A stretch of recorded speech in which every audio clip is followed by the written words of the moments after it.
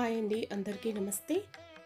మనకు ఉన్నటువంటి 24 ఏకాదశుల్లో భీష్మ ఏకాదశికి అంటే ఏ ఏకాదశి అన్నా ఉపవాసం ఉంటే పుణ్యం వస్తుంది, ఏకాదశి రోజు గుడికి వెళ్తే పుణ్యం వస్తుంది, 2 రోజుల్లో స్వామికి జాగరణ చేస్తూ ఉపవాస నియమాలు పాటిస్తే పుణ్యం వస్తుంది అంటారు. కానీ ఈ భీష్మ ఏకాదశి రోజు భీష్ముడి యొక్క కథను విన్న వారికి కూడా అంతే పుణ్యం లభిస్తుందని సాక్షాత్తు శ్రీకృష్ణుడే ధర్మరాజుతో చెప్పినటువంటి మాట. మరి అంత గొప్ప కథ ఏంటి అనేది ఈరోజు వీడియోలో షేర్ చేస్తున్నాను, తప్పకుండా వినండి. అంతేకాకుండా మనకు విష్ణు సహస్రనామాన్ని అందించింది, విష్ణు సహస్రనామాలను మనకు పరిచయం చేసింది సాక్షాత్తు ఈ భీష్ముడే అన్నమాట. విష్ణు సహస్రనామాల్లో కూడా మనం చూస్తాం భీష్మోవాచ, పార్వతీవాచ, ఈశ్వరువాచ, ఇవన్నీ కూడా వ్యాసోవాచ, ఇలాంటి అర్థాలు ఉంటాయి. భీష్ముడు విష్ణు సహస్రనామాన్ని ఈ లోకానికి అందించినటువంటి రోజట. అందుకే ఈ భీష్మ ఏకాదశిని విష్ణు సహస్రనామం పుట్టినటువంటి విష్ణు సహస్రనామ జయంతిగా కూడా చెప్పుకుంటారనమాట. అంత చావు బతుకుల్లో కూడా యుద్ధంలో చివరి వరకు పోరాడి ఒంటి నిండా బాణాలు కుచ్చుకున్నా కూడా అటువంటి సమయంలో కూడా విష్ణుమూర్తి యొక్క సహస్రనామాలను చదివి మనందరికీ అందించి ఆయన పుణ్యం కట్టుకున్నటువంటి పవిత్రమైనటువంటి రోజు అన్నమాట. సో ఇక వీడియోలోకి వెళ్ళిపోదామండి. వీడియో చూసే ముందు ఖచ్చితంగా వీడియో ప్రతి ఒక్కరు చూస్తున్నారు కానీ లైక్ మాత్రం చేయడం లేదు. అట్లీస్ట్ నా కోసం ప్రోత్సాహకరంగా ఒక లైక్ అయితే షేర్ చేయండి. అయితే ఈ భీష్మ ఏకాదశినే జయ ఏకాదశి అని కూడా పిలుస్తారనమాట. ఈ భీష్మ ఏకాదశి మనకు ఫిబ్రవరి 8 శనివారంతో కలిసి రావడం చాలా విశేషం. ఎందుకంటే అది విష్ణుమూర్తి రోజుగా మనం చెప్పుకుంటాం కాబట్టి ఈరోజు మొదలుపెట్టినటువంటి ఏ కార్యక్రమైనా విజయవంతం అవుతుందని ఒక నమ్మకం అన్నమాట. అందుకనే భీష్మ ఏకాదశి అని పేరు వచ్చింది. ఇక భీష్ముడు అనేటవాడు మన భారతీయులందరికీ కూడా ఒక ఆచార్యునిగా, పూర్వీకుడుగా, భరతవంశంలోని ఆది పురుషునిగా ఆయన ఒక స్మరణీయుడుగా చరిత్రలో నిలిచిపోయాడనమాట.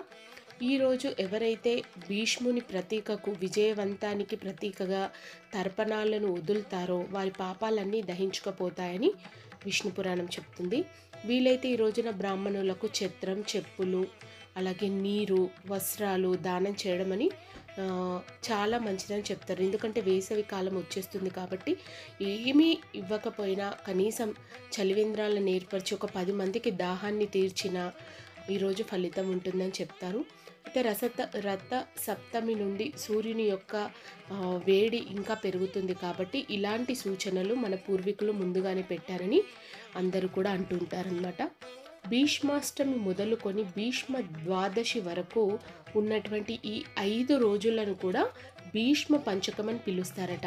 అంటే ఈ 5 రోజులు కూడా భీష్ముని వ్యక్తిత్వాన్ని తలుచుకుంటూ భీష్ముని జీవితం నుంచి ప్రేరణ పొందేందుకు ఈ 5 రోజులను కేటాయించారని పురాణాలు చెప్తున్నాయి. మనం తరచూ వినే వ్యక్తిత్వ వికాస తరగతులకు ఏ మాత్రం కూడా తీసిపోయినటువంటి ఆచారం ఈ భీష్ముడి యొక్క ఏకాదశి అన్నమాట. ఉపవాసం ఉంటూ విష్ణు సహస్రనామాలను జపిస్తూ భగవద్గీతను పఠిస్తూ భీష్ముణ్ణి తలుచుకుంటూ సాగేటటువంటి ఈ 5 రోజులు కూడా మనం పాటించినట్లయితే మనిషి యొక్క వ్యక్తిత్వం అనేది సాత్వికంగా మారిపోయి ఎటువంటి చెడులకి అంటే కామం, మోక్షం ఇవన్నీ మనకు దేనిపైన ఆశ ఉండకుండా సాత్వికంగా మనం భగవంతునికి దగ్గరవుతామట. అంత మంచి అనుభూతిని కలిగిస్తుంది ఈ భీష్మ ఏకాదశి అన్నమాట. అయితే భీష్మునికి ఒక కోరిక ఉందట అండి. భీష్ముడు తను కోరుకున్నటువంటి సమయంలోనే చనిపోవాలని వరాన్ని పొందాడట. అందుకే ఆయన మార్గశిర మాసంలో అంపశయ్య మీదికి చేరుకుంటాడట. అంపశయ్య మీదికంటే మనం ఇప్పుడు పరుపు అంటాం, అప్పుడు అంపశయ్య అనేవాళ్ళు అన్నమాట. అలా ఉత్తరాయణ పుణ్యకాలం వచ్చే వరకు కూడా వేచి చూస్తూ ఉండేవాడట. ఎప్పుడైతే ఉత్తరాయణం ప్రవేశించి తర్వాత ఈ భీష్మాష్టమి వస్తుంది కదా ఉత్తరాయణం నుంచి, ఆ భీష్మాష్టమి రోజున తనను ఐక్యం చేసుకోమని ఆ కృష్ణ భగవానుడికి సాక్షాత్తు భీష్ముడు వేడుకున్నాడట. అప్పుడు భీష్ముడు జీవితం యావత్తు కూడా అంటే తన జీవితం మొత్తం కూడా మంచి వాటికే కూడా తన జీవితాన్ని అంతా కూడా ఉపయోగించుకోవడం, అలాగే మరణ సమయంలో కూడా తన విశిష్టతను చాటుకునేలా ఇంత వృద్ధుడి వయసుకు వచ్చినా కూడా అంపశయ్య మీద పడుకొని కూడా ధర్మరాజుకు రాజనీతిలో ఉన్నటువంటి సారాంశమంతా కూడా బోధించాడట. అంతేకాకుండా పాండవులతో పాటు ఉన్న కృష్ణుణ్ణి నామాన్ని స్తుతిస్తూ విష్ణు సహస్రనామాన్ని గట్టిగా అందరూ వినిపించేలా అలా చివరి దశలో కూడా ప్రాణాలు పోయే స్టేజ్లో కూడా విష్ణు సహస్రనామాన్ని, విష్ణు యొక్క గొప్పతనాన్ని ఉచ్చరిస్తూ విష్ణు సహస్రనామం పలికాడట. అందుకే ఈరోజు విష్ణు సహస్రనామ జయంతి అని కూడా చెప్తూ ఉంటారు. అందుకే ఈ ఏకాదశిని భీష్మ ఏకాదశిగా ఆనాటి నుంచి ఈనాటి వరకు జరుపుకుంటారట. అయితే ప్రత్యేకంగా ప్రతి ఏకాదశికి ఉండే నియమాలే కానీ భీష్మ ఏకాదశికి ఈ కథ యొక్క సారాంశం విన్నా, మనం మనస్ఫూర్తిగా భీష్ముని తలుచుకున్న ఈ ఏకాదశి యొక్క ఫలితం మనకు లభిస్తుందట.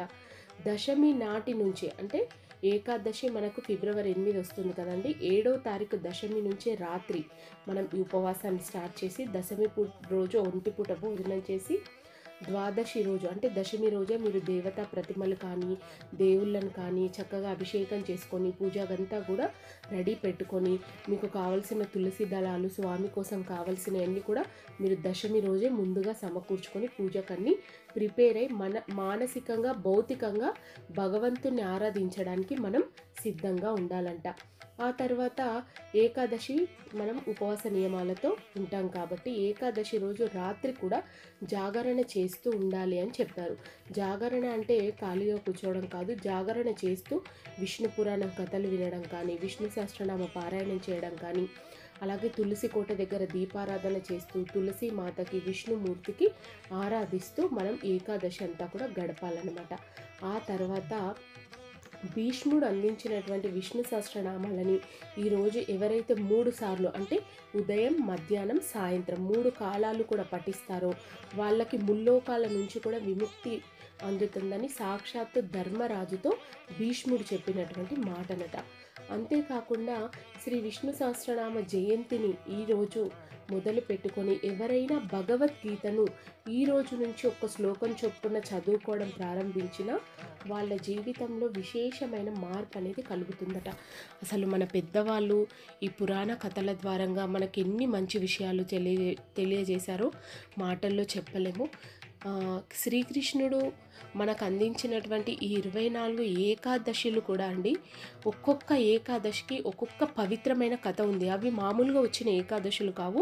ఒక్కొక్క ఏకాదశికి విష్ణుమూర్తి చేసినటువంటి పుణ్యాలను కానీ సాహసాలను కానీ ఆ ఏకాదశి ఆ రోజు ఎందుకు వచ్చిందనేటటువంటి విశిష్టతను గొప్పతనాన్ని తెలిపేటటువంటి రోజుల్లో అన్నమాట. ఈ భీష్మ ఏకాదశిని జయ ఏకాదశి అని కూడా పిలుస్తారు. జయ ఏకాదశి అంటే ఈరోజు ఏ పని ప్రారంభించినా ఎటువంటి మంచి పనులు చేసినా విజయానికే దారి తీస్తుంది, కానీ అపజయాలు అనేటివి మన జీవితంలో ఉండవట.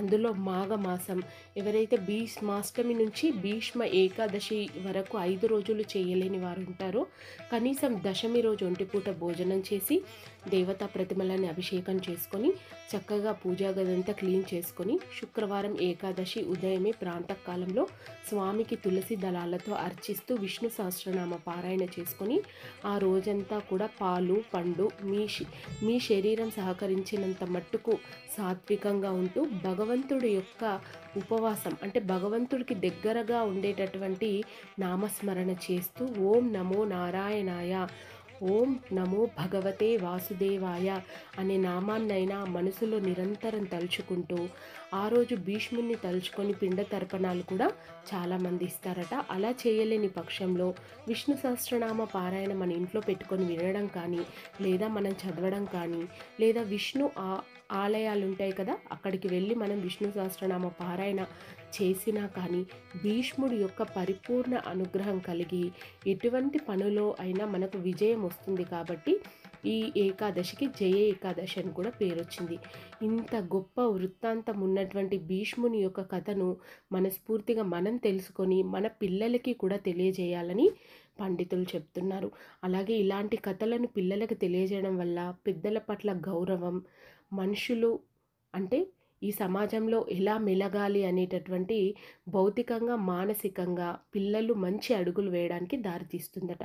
ఇలాంటి కథలు మనం ఏదైనా చదివినప్పుడు బుక్కులో కానీ లేదా టీవీలో పెట్టుకొని విన్నప్పుడు ఆ అక్షంతలు చేతిలో పట్టుకొని మనస్ఫూర్తిగా భీష్ముడిని తలుచుకొని ఆ అక్షంతలని మన పిల్లల తలపైన వేసినా కూడా వాళ్ళు విజయాలకు దారితీస్తారని చెప్తారు.